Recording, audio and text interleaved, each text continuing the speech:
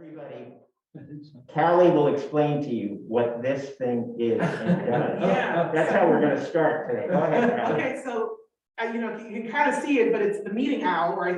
This is our new audio video. It says OWL. Yeah, it's our new audio video presentation tool, right? So it's pretty streamlined and setting up right to the laptop with displaying onto the screen here. And the cool thing about it is it's pretty much automated. So it's focusing on me automatically without me doing anything. It'll automatically switch over to any one of you guys who are talking or having questions. Over to Rich. It's capturing pretty much everything and it's all automated. So that's the cool part. And it turns basically, as you can see, one of the boxes into the presentation box. So that way the people in the virtual world or at home, they're gonna see the person that's talking, and at the top, kind of like the overall room, they're gonna see each and every one of us talking as if they're talking to that person at home versus always having a broad view of the room while someone's talking. You never really know who exactly is talking. So that's what this will do. And so far so good, you know? So hopefully it enhances the experience. That's very cool. We've all crossed that bridge into the 21st century, as with Bill Clinton was always talking about, right? Kicking and screaming. Well, I guess we made it. All right, well, why don't we get underway? I know that oftentimes things get a little bit rushed near the end of this. And before we get underway, first off, an enormous thank you to Callie, who, I walked in here this morning a little after 8 o'clock. For things like this, I'm always a little bit hyper vigilant, and there it was, all set up, beautifully set up. Thank you for your expertise. Thank you for taking a Sunday morning to do it. Yes. Rich has helped me out a great deal. So Rich Albright also deserves a round of applause because Rich did a great job. And, let's also recognize the fact that we're a very fortunate church to be able to do something like this. And that has a lot to do with the fact that just about everybody in this room has been a longstanding, heavy contributing member to the life of this church and enables things like this to happen. I guess it was a week or two ago in adult seminar that somebody asked us to kind of go around the room and identify ourselves by name and give how many years we had been here. And when we got to me and I said 6, I felt like, about a 60-year-old right here, because so many people have put in so many good years, contributing in so many important ways to the life of this church. And I think that's justified in that respect. One other thank you, a not infrequent guest with us in our adult seminars is a dear and longtime friend, Judge Ken McKenzie, retired of the New Jersey State Superior Court here in Morristown High School graduate, and a very big history buff and a wonderful, wonderful guy. And thank you very much for being here, Judge McKenzie. We'll make you feel welcome, as we always do, all guests at PCM. Callie, if we could just go to the first title slide, that'll help me to kind of get things underway. The question that I'd like to get at today is Reconstruction has been understood in many different ways up through the present day, but how should we understand it as 21st century Christians? That's my essential question. And if you're in the teaching business, and in a minute, Steve Hess will step in, and he's in the teaching business. It's something that we're kind of trained to do, to kind of center a class around a given question and to try to pursue that question over the course of the 42 minutes at Whippany Park or the 50 minutes at Morristown or whatever, and to try to hang with that question. So I don't want to lose that question in amid a fairly content-heavy presentation. I also want to tell you what my thesis would be, and my thesis is that the period of Reconstruction should be understood as an unfinished Second American Revolution, one in which religion played, if not the leading role, and the shaping role, with lasting impact on Southern and American life up to the present day. So let's start here. we're almost all of us graduates of American secondary schools and colleges and universities. US history was probably a required course at some point in your education.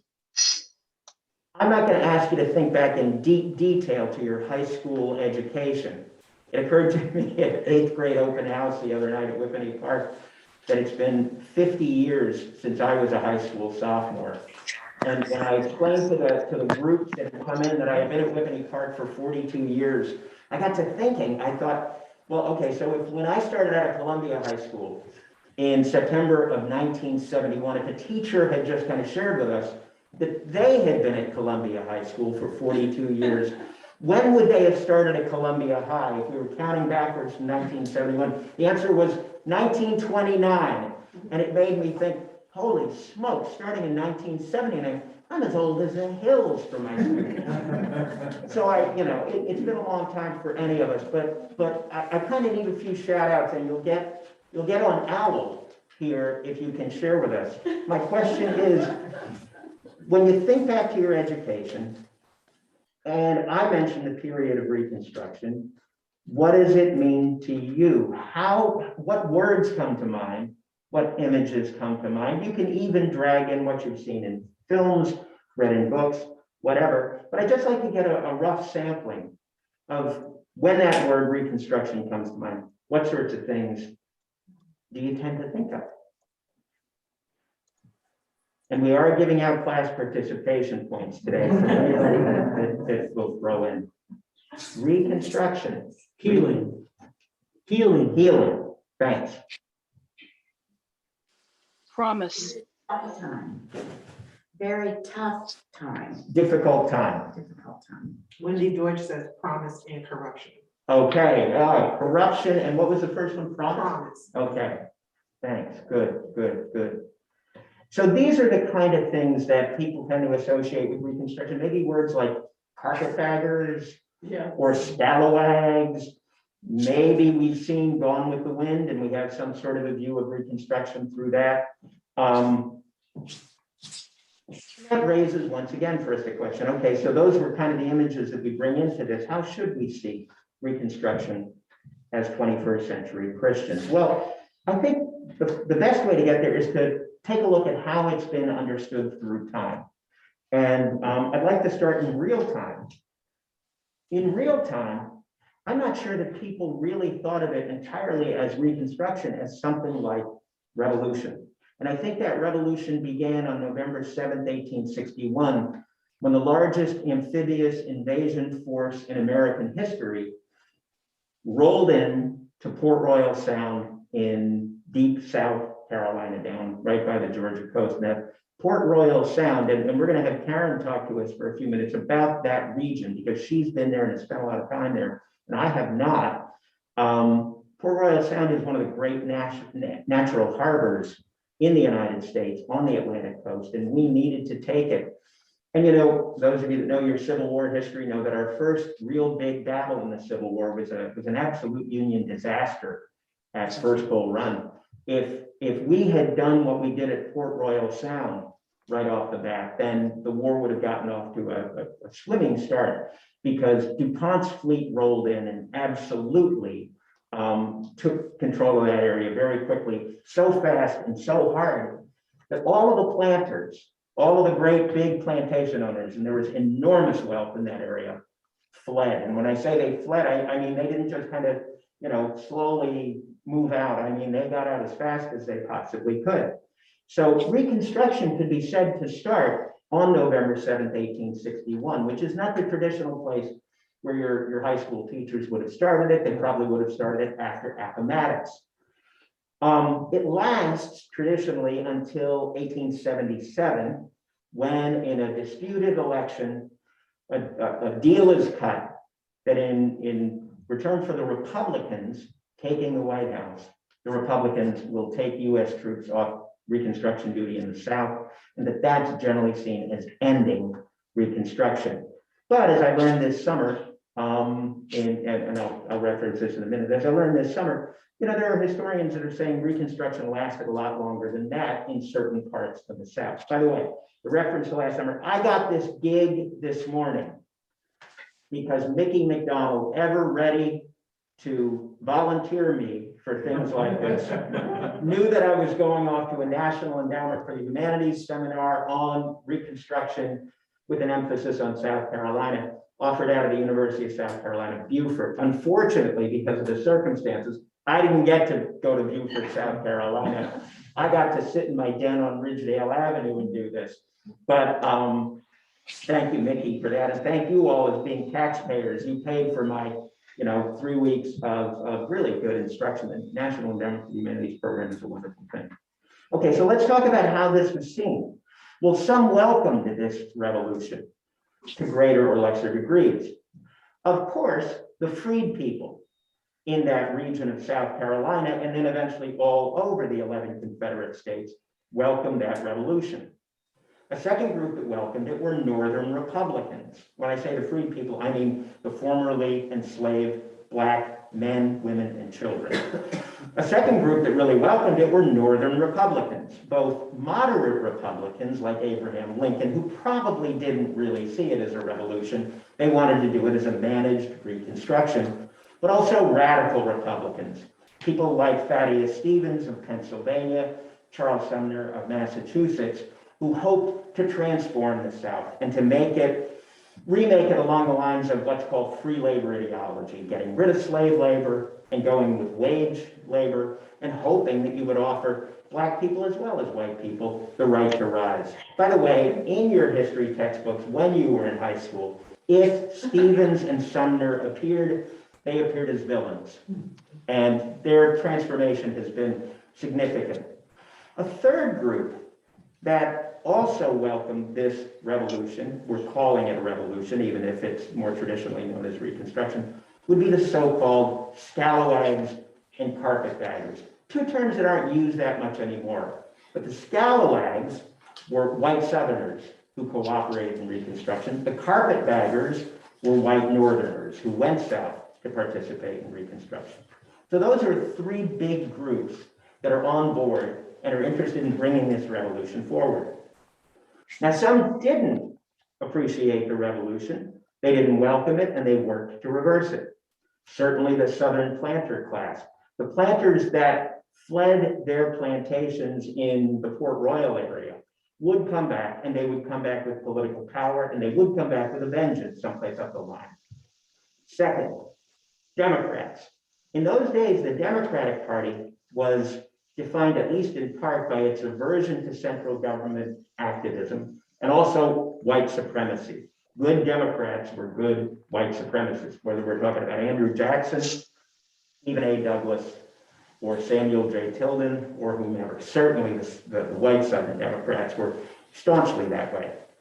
So Northern and Southern Democrats are opposed to the revolution. They're opposed to Reconstruction. Lincoln's successor, Andrew Johnson, who was a loyal Southern Democrat, is very averse to any kind of massive change down south. He'll support emancipation, but that's about it. Former Confederate military and political leaders, and ex-Confederates who were rank and file soldiers or lower grade officers.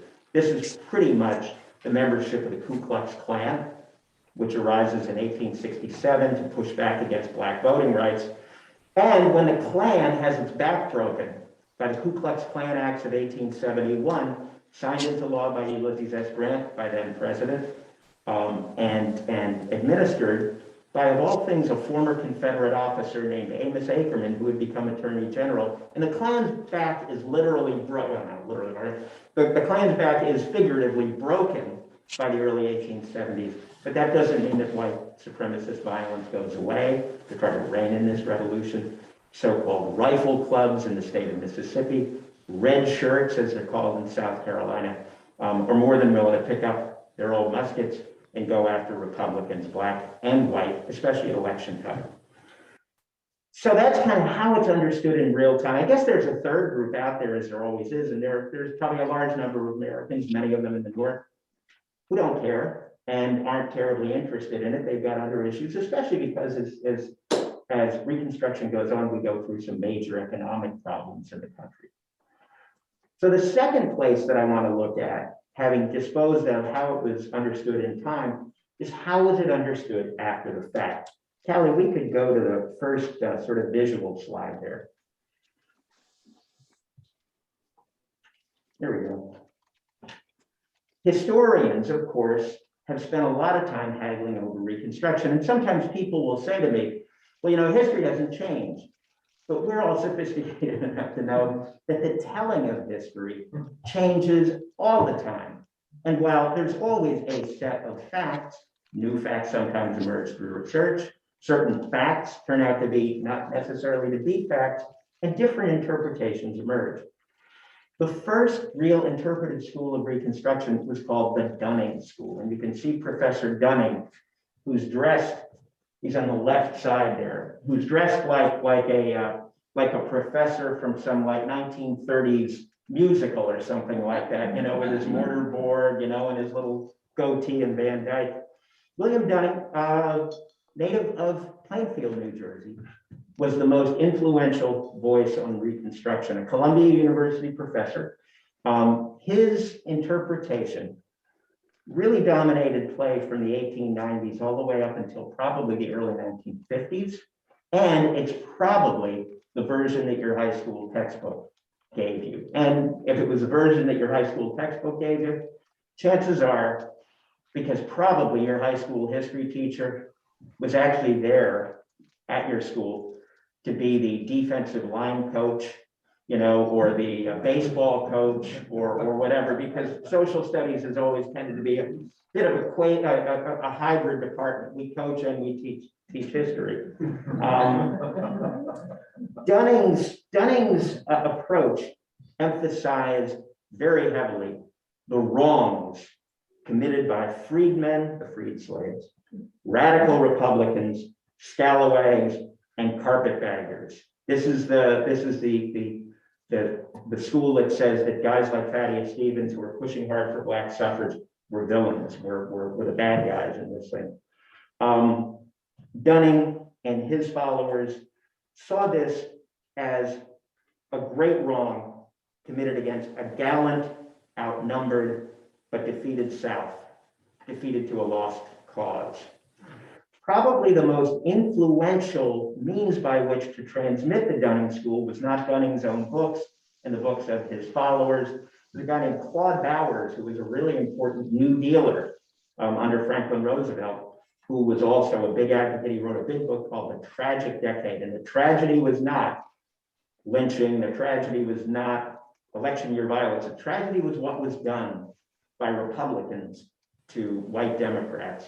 But without question, the most influential, most likely impact on public opinion about Reconstruction was a film that came out in 1915. A film that was technologically so far ahead of its time that everybody wanted to see it. And the President of the United States himself, Georgia born, himself the son of a Confederate veteran, Woodrow Wilson, who was busily, by the way, resegregating the federal workforce, barring blacks from working alongside whites in federal offices. Wilson, sorry, Judge, of Princeton, president of Princeton before he became governor of New Jersey. Wilson calls it history written with lightning. And the film is called The Birth of a Nation. If you went to next slide, you would see how they sold The Birth of a Nation. In The Birth of a Nation, the Ku Klux Klan are the heroes. And the Union Army are the bad guys, and Stevens and Sumner, I think Stevens actually appears in the film, you know, is a prime villain of the film. And while there are lots of blacks in this film, there are not any blacks in this film, by which I mean all of the blacks are played by whites in blackface. And you can see that if you look at the way that they portray it, you know, it's pretty apparent that, you know, if you're trying to sell tickets, they're trying to sell tickets through a crusading Ku Klux Klan as the heroes of the narrative. If we go one slide beyond, it'll show you a still image from the film in which we get a chance to see how they portrayed a black man. This is, if you look, it's pretty obviously a white actor. And, you know, this is just before a lynching is about to occur. And that lynching in this film is essentially brought forward as justice for the wrongs committed. There's heavy emphasis in the film on sexual predation by black men against white women. And that's what catches in 1915 America. So it's not that surprising, is it?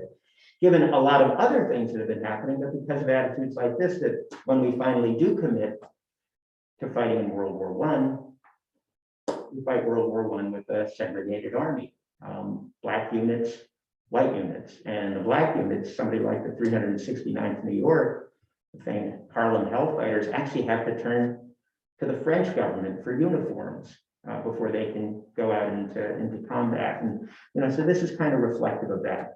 So the Dunning School, one more time, emphasizes that, you know, the gallant white South was done wrong in Reconstruction. It was done wrong by the Republican Party. It was done wrong by the carpetbaggers and scalawags. It was done wrong by the freedmen themselves.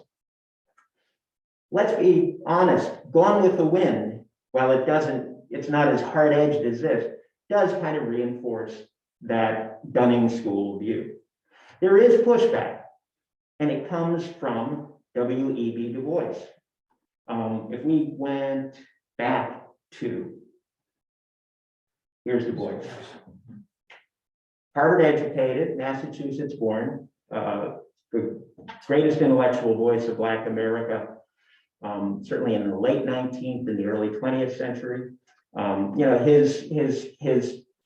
his ongoing debate with Booker T. Washington over the best way for Blacks to attain equality is a thing that many Americans are familiar with.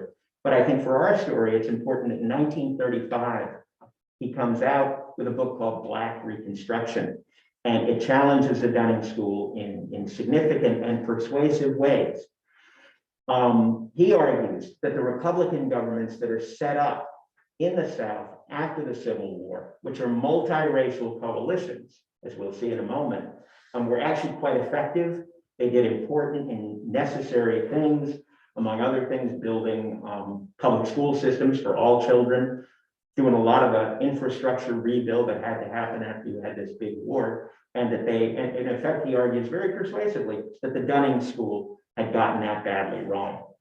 But respected though he was, and he's highly respected, especially in the Black community, but among enlightened whites as well, he's still a Black scholar.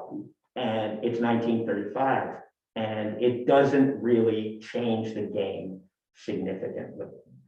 So I think just before we move on to the next phase, I think we probably have to understand that you would be highly unusual Americans of our generation if you had not gotten a Dunning School flavored version of Reconstruction taught to you.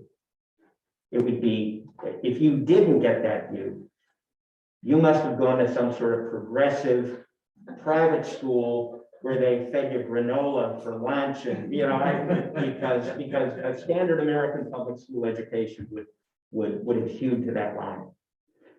When did that shift? When did that begin to shift? So the next era, thanks, Steve, very good. The next era is a significant revision of the Dunning School. I'm going to give you the names of some important historians just because they deserve mention. I don't expect you to go out and dig these up. I would date it to Kenneth Stamp of the University of California's book, The Era of Reconstruction, which came out in 55 or 56. But John Hope Franklin, one of the most famous of the Black historians after Du Bois, Willie Lee Rose, who Karen knows this book, a book called Rehearsal for Reconstruction, the Port Royal Experience. Leon Litwack, a sort of a, I don't know if you'd call Litwack a Marxian historian, but he certainly left. Richard N. Curran, a white Southern gentleman of a historian who wrote a terrific book called Those Terrible Carpetbaggers, which really revised the look at them. James McPherson, of Princeton, who we generally associate with Civil War studies, but McPherson's a Civil War and Reconstruction person. And then most importantly, Eric Foner of Columbia University, certainly a Marxian historian, who has been the most influential of modern Reconstruction scholars with his thesis, and you heard me use it earlier, it's not mine, I'm stealing from him, that Reconstruction was a revolution, but it was an unfinished revolution. These historians flipped Dunning.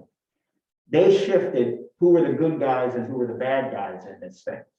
And they say, well, you know, not that hard to look at the Ku Klux Klan and the people that gave them material support or political support and question how constructive they really were to Reconstruction. And it's not that hard to look at the large number of Southern Blacks who acquire any number of the trappings of citizenship and say, well, they may have been heroic, but they certainly were on the right side of this ongoing dispute.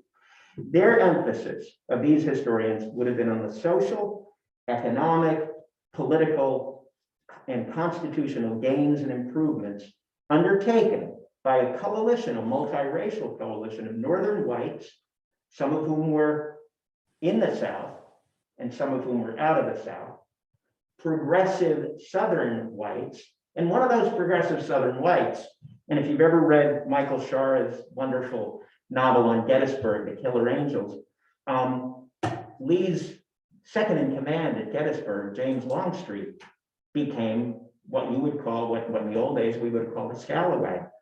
Longstreet said, you know, hey, we lost the war. We have to make this a better place. And he winds up supporting Reconstruction and incurs a lot of hatred from the old white South for doing so. And the most important group in the revisionist telling were the freed people themselves. They put Black people at the center of the story of Reconstruction because, of course, the changes for Black people are even more profound than the changes for white Southerners. I have a question for you. Does anybody have any ideas about why this revisionist view, as I described it, emerged when it did in the 50s and the 60s, and it still is the dominant view today, 50, 60 years later? But why do you think this view of Reconstruction might have developed in the 1950s and 1960s and caught on now? And you lived then, so you ought to be able to do this. Yeah, Dick? Have anything to do with civil rights? Well, I think it has. What are you thinking? Explain. Well, just that the conscience of the country was changing, and it was a growing and expanding concept. That there was still a lot of resentment about and a lot of resistance to, but still, that was clearly the direction the country started to turn. People like us are looking, we're watching on our TV screens for the most part, but we're also reading in our newspaper. Remember they had newspapers? Remember those things that we used to have in this country? And we're now conscious of Black people in the South all over again, when maybe prior to those decades, you know, they're unless you're a Black person in the South, or you're a Black person in the North with relatives in the South, and there was a lot of that because of the Great Migration. But the dominant majority population of the United States was white, and that white population, wherever they were suddenly a lot more conscious of what was going on in race relations in the South, and that gets carried over, just like today's Black Lives Matter debate has gotten carried over into academic work, into classrooms, things like that. Yeah, Mike? Well, I grew up in Kentucky, and so school integration happened in my area in the later 50s, Yeah. early 60s. In specifically my school, so I remember it very clearly. Yeah, so 1954 is the critical year. That's Brown versus Board of Education. 1955 and into 56 Montgomery bus boycott, 1957, Little Rock Central High School, along with, whether it was 57, 58, whatever, it was Louisville, right, Mikey? Well, there was Louisville. I grew up in Russellville, which Okay. is a small town, and let's see, I graduated. Around 55, I think we began, because it started out with the high school and the junior high being integrated before the elementary school. So by the time I was in 7th grade, it was my school was integrated for our age. So Kentucky, Upper South, probably complied a lot more quickly than some places further south, where there was, famously the term was used, massive resistance. So you get to 60 and 61, you've got lunch counter sit-ins, you've got freedom rides. You get to 63 and you've got Birmingham. 64, Goodman, Cheney, and Schwerner are executed in Mississippi. 65, you got Selma and the Voting Rights Act. You know, the country's pretty obsessed with this. And it starts to flavor the way that we look at Reconstruction. Scholars are saying, well, does Dunning need some sort of revision? And boy, does Dunning get it. So that's kind of my closure on understandings of Reconstruction. I will tell you this one little other thing that I've heard at the seminar that I attended this summer.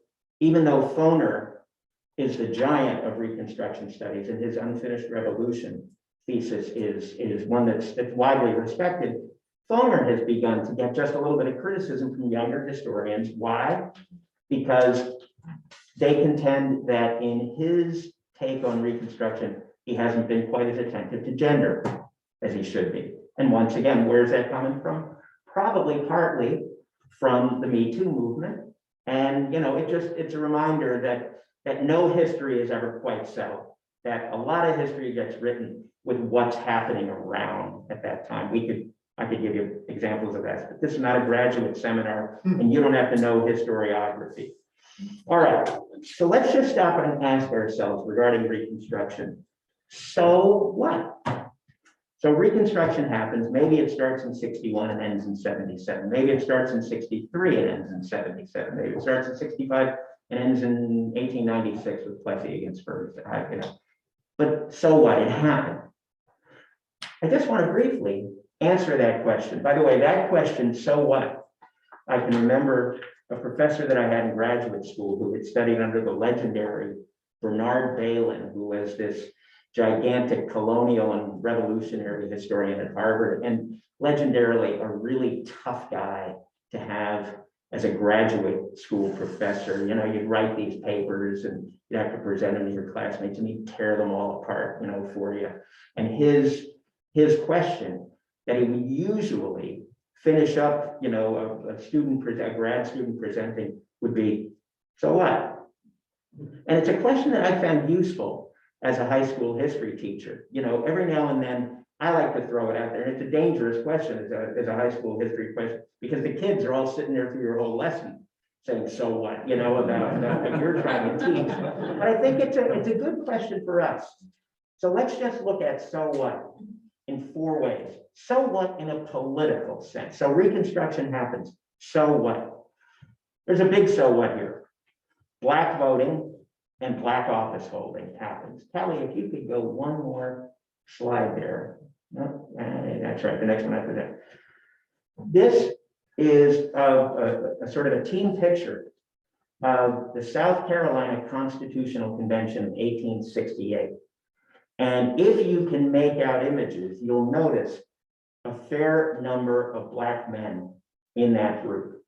In fact, the South Carolina Constitutional Convention of 1868 was 61% black and 39% white.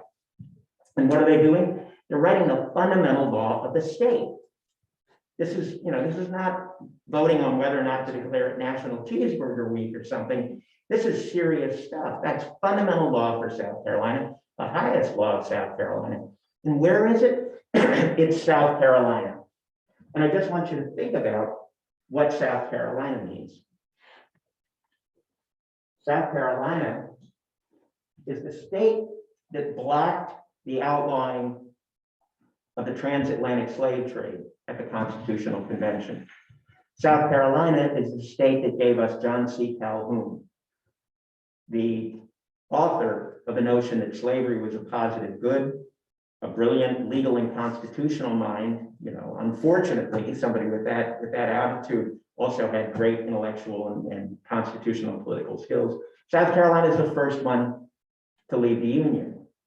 South Carolina would end Reconstruction in its own confines in 1876 with a series of what were basically anti-Black, anti-Republican pogroms, one of which was celebrated on the floor of the US Senate in about 1904 by Senator Ben Pitchfork Tillman, who stood on the floor of the US Senate and said, we had finally decided we were going to take back this state, and that's when we shot Black people, and that's when we killed Black people, and that's when we stuffed ballot boxes, and we would do it all over again. That's South Carolina. And in 1860, how many Black people in South Carolina were voting? Of course, none. Right. You know, overwhelmingly. By the way, that's a state that in its colonial period, in 1740, was 66% Black, South Carolina. In 1860, there are no Black voters in the state of South Carolina. 8 years later, a significant majority of Black men are rewriting the Constitution for the state. So what? In a political sense, Black voting, Black office holding is critical. Ulysses S. Grant wins the 1868 election, most scholars would say, by winning big in, of all places, the Confederacy. How's he do it? About 70,000 Black men come out and vote for him. And there's no, you know, mystery about why they're voting for Grant, who more than anybody else is probably responsible for delivering on Lincoln's Emancipation Proclamations. And there's no doubt that they're going to vote Republican because the Republicans were the party of emancipation, and Blacks would remain loyal Republicans until Franklin Roosevelt came along. A second sort of this so what on the political side is you see the temporary replacement of white Jacksonian Democrats ruling the South. Jacksonian Democrats, who, as I said, were white supremacists and were also states' rights folk, very, very averse to federal activism. Also politically, you'll see some very progressive legislation coming out during this time, both out of Washington and out of the states. Decades before the Progressive Era or the New Deal or the Great Society, they enact something called the Freedmen's Bureau Bill, which is, you know, a social welfare program for free Blacks, but also poor whites. You'll see the enactment of a Civil Rights Act. The Reconstruction Acts give Blacks in the South, Black males in the South, voting rights. And then once again, the aforementioned Ku Klux Klan Acts, where the federal government, for the first time in its history, targets white supremacist groups for extinction and actually succeeds, at least in terms of the Klan itself. They would come back in the 1920s in a different sort of a form. And of course, there's still remnants of them around today. So what in an economic sense? Well, major damage to the plantation elites, and you begin to see significant amounts of Black landholding and Black free labor. And that's even with the constraining, countervailing focus of sharecropping, debt peonage, and tenant farming, which are very real. And yet significant gains made if we use the 1860 baseline, where there are hardly any Black property holders in the South. You know, by 1870, that number has expanded significantly. So what in a constitutional sense? Well, the Civil War and Reconstruction Amendments transformed the nation. The 13th Amendment ends slavery, with the exception of forced labor of criminals. And some of you have seen Ava DuVernay's movie 13, which does some really interesting things with that loophole. The 14th Amendment, my God, so important. It delivers citizenship to the freed people. And what we have to remember is that's a correction, because in 1857, the US Supreme Court, in the Dred Scott ruling, had said Black people cannot be citizens of the United States. The 14th Amendment corrects that. The 14th Amendment also carries within it its equal protection clause, its due process clause, and birthright citizenship. All three of those remain very active and important agents of progressive change, I guess, in America today, and they're critical battlegrounds today. And then finally, the 15th Amendment, which gave Black males the right to vote. All of these, by the way, these three gave Congress the power of kind of carrying forward these things, and that rejiggers the relationship of states and central government. The final so what is so what in a social sense. Well, 4 million once enslaved Blacks are no longer slaves. There's also rising Black school attendance. In 1860, there really is no such thing as schooling for Black children. There's rising Black literacy because of that, not just among children, but also among adults who prove very eager to learn to read and write. Eventually, near the end of the period, you'll start to see the opening of Black colleges, the ones that are now referred to as historically Black colleges and universities. And for our purposes, it's going to be an important one, the opening of Black churches. Now, we're going to get into that in the final stage here. And I just remind you that when DuPont rolls in to Port Royal Harbor on November 7th, 1861, that kicks off something called the Port Royal Experiment. And the Port Royal Experiment is about, answering certain questions. What if Black people can work for wages rather than the alternative? What if Black people are allowed to own land? What if Black people are allowed to have their marriages recognized by law because they hadn't been under slavery? What if Black people work without the threat of corporal punishment? Those are at the heart of this Port Royal Experiment. And in a moment, maybe this is a good time for us to do this. Karen, do you just want to talk to us a little bit about Port Royal, or would you like to wait, or what? Well, I can talk to them. Great. Okay. So in 1980, my parents moved to Beaufort, South Carolina. So that became a place that was really important in my life. And if anybody's been to the Low Country, it gets into your heart and you can never let it go. So even though my parents are gone, we try to go back as often as we can. So in September, I actually was there for a week with my brother and his family. And I said to them when we got there, there's one thing that I want to do, and that's go to the Penn Center. And it's a place that we drove by often, off of the highway, you could see where it was. And, I think just preparing for this today, I realized how much I absorbed just by being there all those many years about the Gullah culture and about what happened there. And then to really see it formalized by going to the Penn Center last month was a really enlightening experience. And I know Rich is going to talk more about the people who went down and started it and that kind of thing, but we were able to take a tour, which really is limited to the museum itself, but they have extensive grounds which you can walk around and drive around, although we didn't do that part, which I would have liked to have done, but we ran out of time. But anyway, the Penn Center was where Blacks were first educated, not just children, to be adults, to know how to read, to know how to develop skills so that they could earn a living and, become real people in the eyes of everyone. Yeah, full citizens, right? Yeah, continued to play a role for many years because there was no mandatory requirement for Black education beyond 7th grade until really late. I think it might have been 1948. I can't remember exactly, but so they had the school there, which originally mostly for adults, some children, and later through the years it was really important in the whole educational process of young people. So the woman who was our guide was somebody who had gone to the Penn Center School.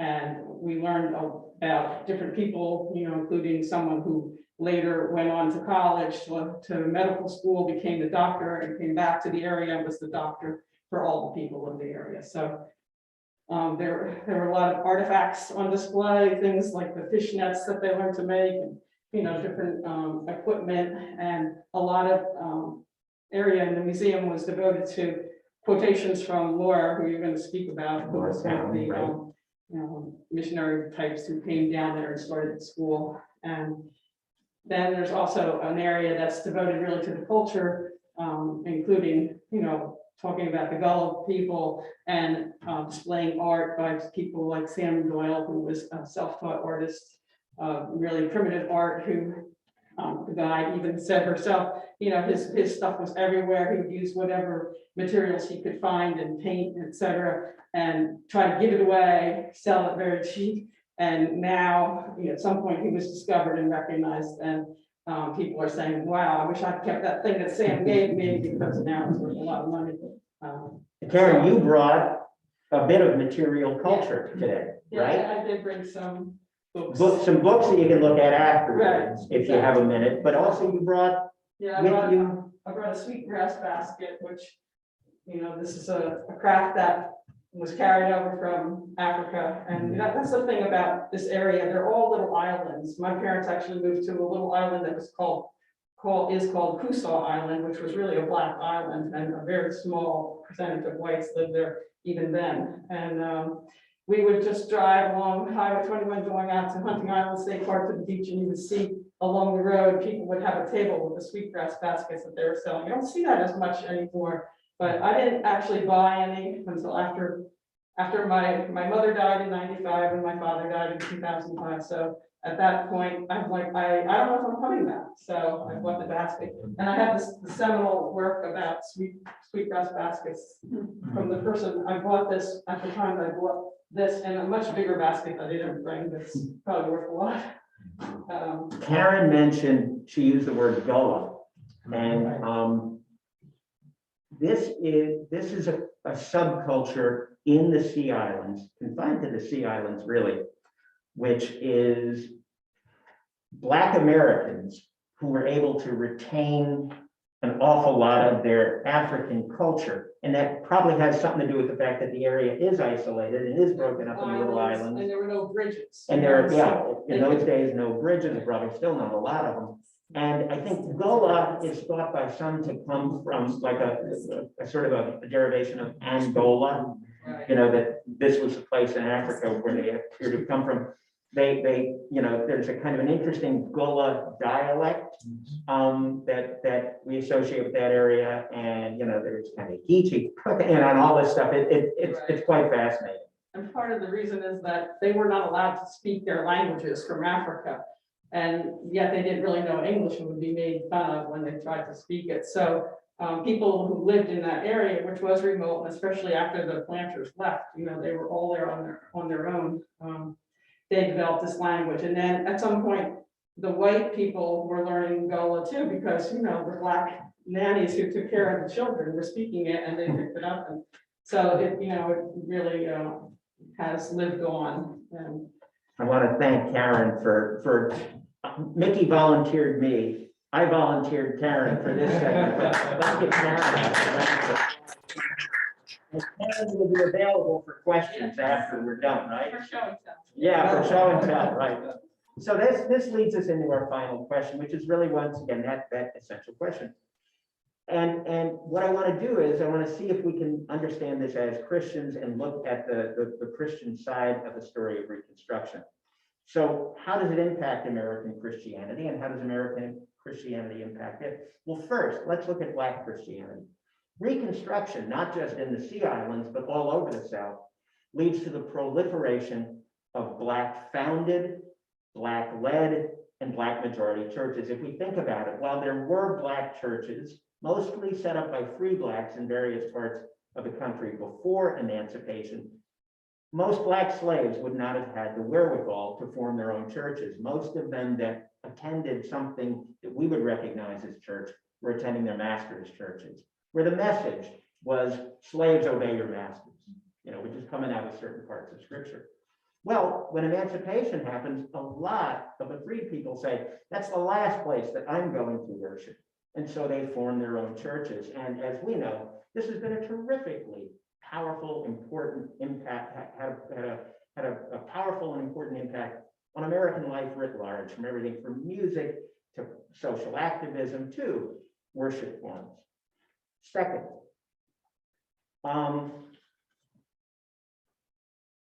Black Christians are not just forming their own churches, but they're also rejecting white, culturally white forms of worship. And, white homiletics, white hymnody, that stuff kind of gets laid aside as these Black churches develop. I'd also say that scripture reading is really important. Most of these churches are Protestant churches, right? We know Protestants, since Martin Luther, have always emphasized the path to God through scripture. That's true in these churches as well. And so what you see is the merging of churches and schools. And this is where Karen's comments fit really nicely. Can we go one slide up, Callie? This is Charlotte Fortin, a northern Black woman who, from a reasonably well-to-do free Black family in the Philadelphia area, who is one of a large number of white and, to a lesser extent, Black Northerners who go to the South, go to places like the Sea Islands to do a form of missionary work, chiefly through education. She will get a job teaching at the Brick Church in Beaufort, and that Brick Church comes to be called the Penn School, and it is now the Penn Center. And Karen, I don't know if you mentioned this, it's a National Historical Park site. There's a large Reconstruction National Historical Park down The there. brick church that was built by slaves. It's Right. a huge building that was a Baptist church. Right. Fortin is one of the well-known names of this. She would eventually, later on, marry a Presbyterian minister, one of the Grimke's, who are a famous family that kind of crosses over, that has a great multiracial history. Second, I would say, aside from the profound impact on Black Christianity, white Christianity. What part do white Christians play in Reconstruction as Christians? Well, I want to look at two pieces there in the short time we have. One, I think an awful lot of what happens here, these white missionaries who come out of places like Philadelphia and Boston and other places, are driven by the same kind of second Great Awakening millennialism that drove Christians before the Civil War into abolition, but not just abolition, free public education, improved treatment for criminals and the insane, women's rights, a peace movement. And that was this millennialist notion that Jesus was coming back, and he might be coming back sooner than we thought. And maybe our job, I don't know, I always, when I try to explain this to my students, I try to bring it forward as, have your parents ever gone away for the weekend and left you, in charge of your house, and sometime around 5 o'clock on Sunday afternoon, it occurs to you that they'll probably be back in about a half hour. What do you do? And kids always know what to do. You start straightening things up, and washing dishes and all that. And to a great degree, American evangelicals, by which I don't mean today's version of evangelicals, I mean people like Presbyterians and Methodists and Baptists. A lot of the social activism before the Civil War, and I would argue in these cases, has to do with cleaning this place up before Jesus comes back, getting rid of the obvious social wrongs, working hard at those kind of things. I believe that gets carried over into Reconstruction. I think it gets carried into the Port Royal experiment, where you have all of these white people coming down south, along with people like Charlotte Fortin, and going to work on these issues out of religious fervor. They are doing a form of missionary work. And as I was thinking about this, I was thinking, can you do missionary work among your own countrymen and women? I think most of us think about missionary work as something that happens overseas. But don't forget, when these folks are going south, the 14th Amendment hasn't yet been put in play. Are those Black men, women, and children, at least in a constitutional legal sense, their countrymen? Well, I think we think they were, but the mindset may have been that the Black people that they were going to work with were somehow in a different kind of a status. But you know what? The people that come south and do this are carpetbaggers. I mean, in the literal sense of the word, right? In the way that it was intended. Now, it doesn't have the same meaning, in their iteration of it, as you were taught when you were in high school, that the carpetbaggers were a bunch of thieves. These people are not, but they are Northerners who come south to participate in Reconstruction. The Port Royal experiment is a classic example of it. Reverend Solomon Peck, I'm just going to throw some names out at you that aren't really important. Brown University graduate, Baptist minister, Providence, Rhode Island, an important driving force in the Port Royal experiment. Reverend Mansfield French, graduate of Kenyon College in Ohio, a Methodist from Manchester, Vermont. And we can go one more slide here. Laura Town, a Philadelphia Unitarian, came down from Philadelphia, worked with Charlotte Fortin at the Penn School. By the way, in the great Protestant tradition, there is tension in the Port Royal area between Baptist missionaries and Unitarian missionaries. The Unitarians are convinced that the Baptists don't know what they're doing. And I'm sure the Baptists probably feel that the Unitarians are somehow, godless or whatever. All right, so let's start wrapping things up. We're getting awful close. So what? One more time. Does a seminar on Reconstruction have any meaning for us as 21st century Christians? I think it does. A lot of us are very conscious of the civil rights movement in this room because of some of our experiences. I think it's here that you see the groundwork laid for a civil rights movement of the 50s and 60s. We see, one, the making of the civil rights movement is about the making real of those three great Civil War and Reconstruction constitutional amendments. Of course, the ending of slavery, but even more so, the 14th Amendment, equal citizenship before the law, and the 15th Amendment, the right of people to vote regardless of the color of their skin.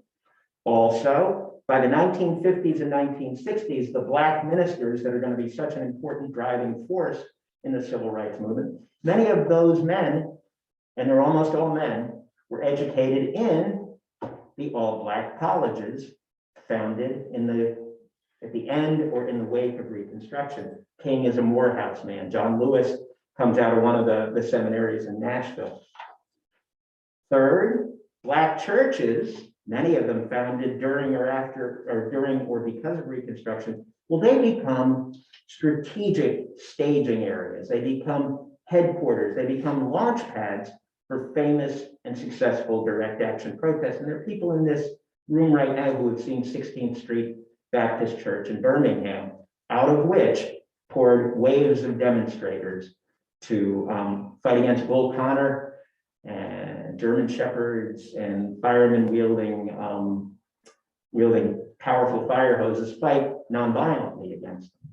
And then finally, in terms of the civil rights connection, you do have this tradition of white people of faith in small numbers, but important numbers, lending support to that Reconstruction and to what some historians and some activists call the second Reconstruction, which is King, Lewis, and the civil rights movement.